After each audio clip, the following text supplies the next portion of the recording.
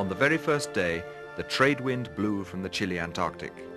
There was no one who could teach us how to maneuver an Inca raft, and we had to learn by trial and error from the very first day at sea.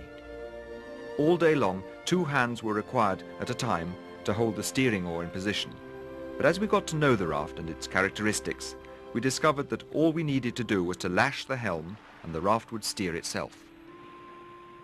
After this, we had no major problems in handling the Kon Tiki, as long as the weather was stable. From now on, it was the duty of the man at the helm to keep an eye on the lashings and to make the necessary adjustment if there was a change of the wind, so that our raft at all times presented her stern to wind and wave. We had a female on board. Her name was Lorita, and she was a South American parrot. The first few days, Lorita, in common with one member of the crew, was seasick, but after 4 days, both of them were excellent sailors. Shipping a little water makes no difference, as it all runs out through the gaps between the logs. The advantage of a raft is simply that water pours out just as quickly as it pours in. We had to make sure that the raft always presented her stern to the wind. If we lay a beam to the wind, our bamboo hut would be awash.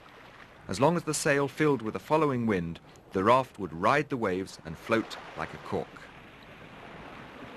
Failure to react with the steering oar when the wind backed or veered would result in the square sail jibbing.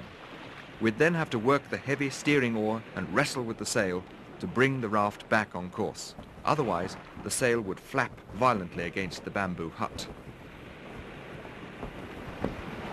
At night, we were always lashed down to prevent being knocked overboard by the sail. The logs were always slippery, and we had no guardrail, and there'd nearly always be a shark following in our wake.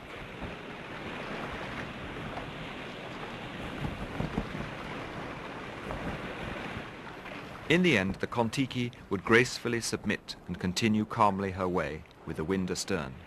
She never made any attempt to turn back.